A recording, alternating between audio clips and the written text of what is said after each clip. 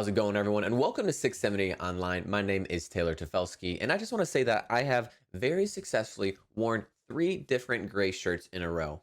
I know a lot of people didn't think it was possible, but we're doing it. This is our CIY Mix shirt, which Mix is one of our summer events that's really cool, and obviously has really cool merch as well. But talking about events, I want to announce our next summer hangout. It's going to be next Monday from 11 to 12:30 at Mandarack Park. Now we're going to be doing a picnic. Maybe we'll do some kickball. Maybe we'll do some volleyball, whatever it may be. But if you want to sign up for that, be sure to follow us on different social media platforms like Instagram, where we're going to be posting event details and how to sign up.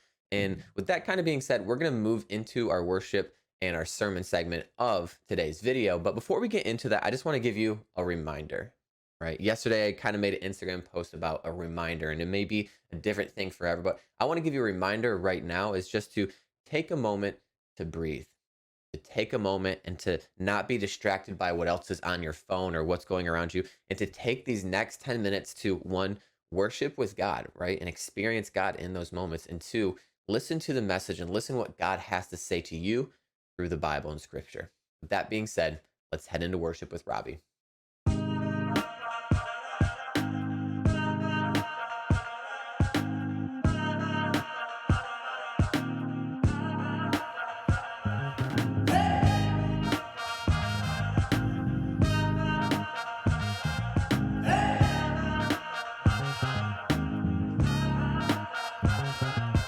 It wasn't for nothing that you shed your blood. I'm gonna live like my shame is gone. I won't be shackled to the way I was. No, I'm gonna live like the stone is gone, gone. Now my sin is dead and gone, and I sing hallelujah. Done, done. He is risen, it is done, and I sing hallelujah.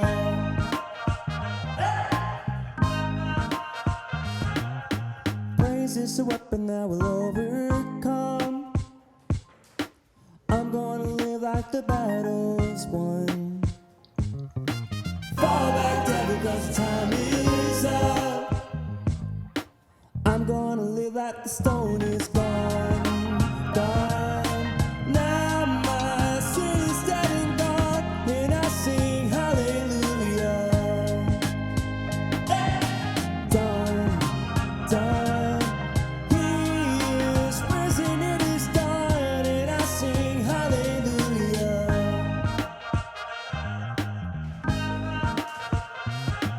How great the power of the blood. Oh, oh, oh, oh. I am the righteousness of God. Oh,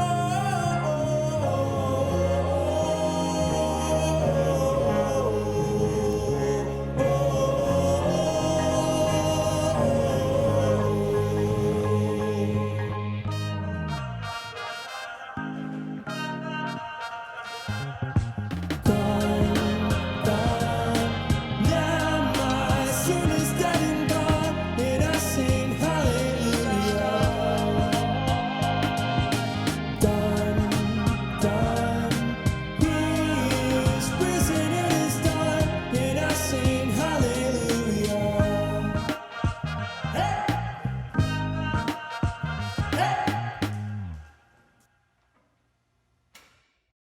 Now, for today's story, we're going to be looking at the very first book in the Bible, the book of Genesis, and we're going to be looking at a story of a man named Joseph. Now, to give a little bit more about Joseph, Joseph was the son of Jacob, and Jacob was somebody that really pursued God and eventually became named Israel, which I think most of us know Israel is a kind of important and big name. But we're looking at this man, Israel, his son, Joseph. Now, I will say Joseph didn't have an easy life. I'd actually probably say the opposite, that Joseph had a really hard life. He had a promising upbringing. He had a bunch of brothers that he thought cared and loved him. He thought he was with this family that he would be with forever. But he'll soon find out pretty much none of that was going to be the case. His brothers end up selling him into slavery. He ends up being imprisoned for 10 years for doing something he didn't even do. And it seems like it's tragedy after tragedy for Joseph's life. So it's like he finally gets his bearings back and then something knocks him down again. Now, among all of these times, over the years and years that Joseph spends, one in prison for something he didn't do, being sold into slavery for something he didn't do again, I think at any point it would become really easy for Joseph to become angry at God or to believe that God has abandoned them, right? Think about some of the most difficult times in your life. It's when you're in those moments or when somebody maybe close to you dies or you're going through this hardship with your friend or something's happening. It's really easy to feel like God's not there. And it's really easy to blame God in those moments. And so I look at Joseph's life and I think, you know what? I think at any point here, Joseph could point a finger and blame God. And I would say it's almost justified. But looking at his story, Joseph does something really cool. And I think part of the part of the story I relate to the most is when Joseph is falsely accused of something. Okay? And because to me, getting falsely accused, that always makes me the most frustrated because it's like all you can do is say, "No, I didn't do it." And then they just said, "No, you did do it." I'm like, "No, I literally like I being falsely accused is so frustrating." I remember I'm gonna give you guys a little bit of Michigan culture. That's where I grew up. But in Michigan, in middle school, when it comes to lunch, we have two different terms we use. We have a term for hot lunch and we have a term for cold lunch. Now, a cold lunch is what you bring from home, right? Let's say I pack a peanut butter and jelly. I got a mozzarella cheese stick. I got a yogurt. I bring that from home. That's called a cold lunch. If I buy something in the cafeteria during the day, right, some Bosco cheese sticks, that's called a hot lunch. So when you buy something from school, it's hot lunch. When you bring it from home, it's cold lunch. Now, me and my brother, we were allowed to have two hot lunch meals a week, right? We're able to bring money from home and get hot lunch twice a week. Now, what we would do to do this is we'd have to ask the night before, say, "Hey, could we have hot lunch tomorrow?" And our parents would say yes. And then we were able, my dad had this coin, like I have this mason jar. It was basically a mason jar, but it had like quarters and coins in it. And so we were able to take 250 from the coin jar and use it for lunch the next day. Now, one morning, I wake up and I hear my mom's talking to my brother, right? And she's kind of asking him something and she's saying, "One of you guys took money from the coin jar last night." And I look at my brother looks at me, and we're like, "No, we didn't. Like, we didn't take any money. Like, neither of us asked to take money." But my mom says, "No, I heard someone in the middle of the night in the coin jar." Like, you know how if it was a coin jar, you could probably hear coins rattling around. And so my mom's saying that she heard us. Me and my brother are both saying no, that we didn't do it. And so it's basically this thing where we're being accused. I definitely didn't do it. And so my mom gives us the punishment. She says, "Until one of you two admit it, you will no longer be able to have hot lunch." And that's basically the end of the story because neither my brother or I, until this day, admitted that we had done it. Now, this could be one of two things. One, my brother's a fantastic liar, all right? Or two, my mom's just a little bit crazy, all right? And I think both of these are pretty viable.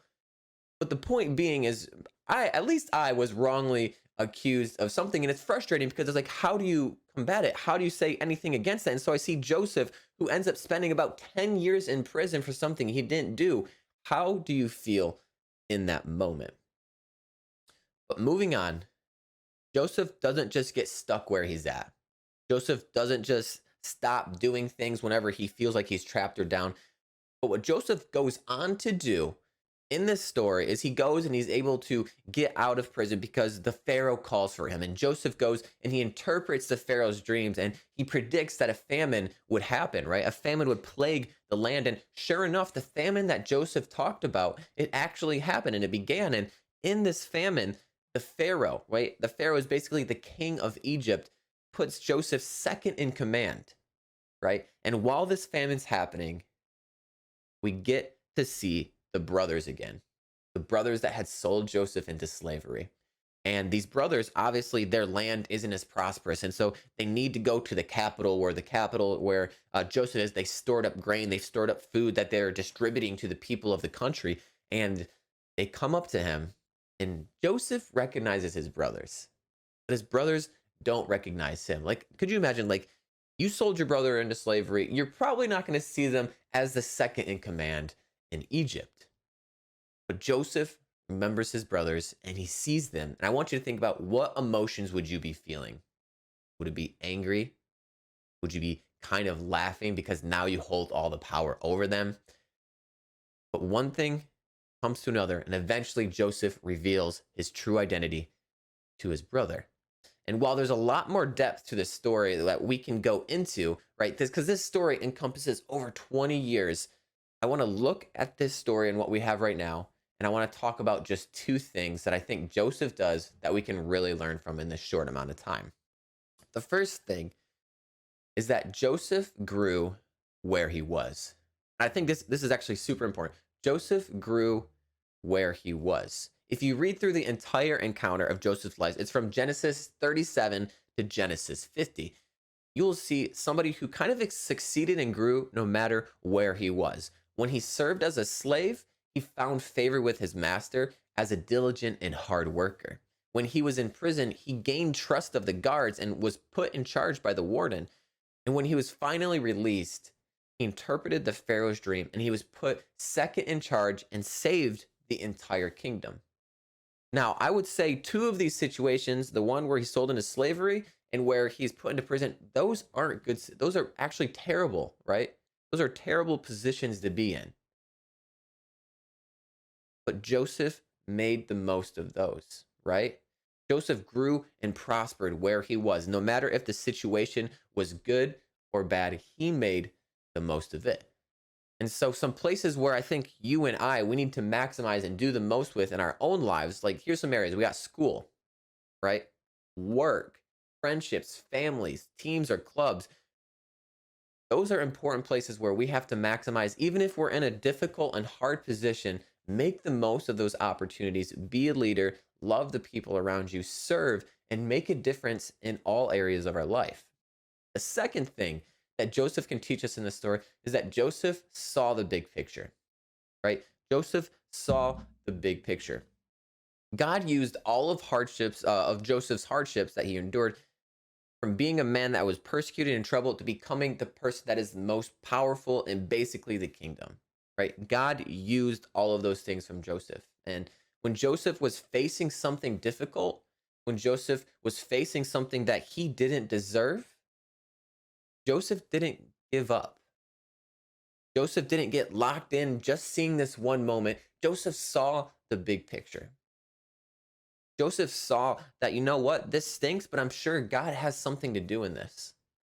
I'm sure God has some way of making the most of this. And even at the end, he didn't hold his brothers responsible, right? He wasn't angry at his brothers because he realized and he saw the big picture that, you know what they did, that's messed up for sure. That doesn't stop God from being able to use the messed up. That doesn't stop God from being able to use the bad for good. And it's that Joseph saw, and it's that made Joseph so different than the rest of the people around him. And so no matter where we are or what our situation is, let's choose to grow wherever we are.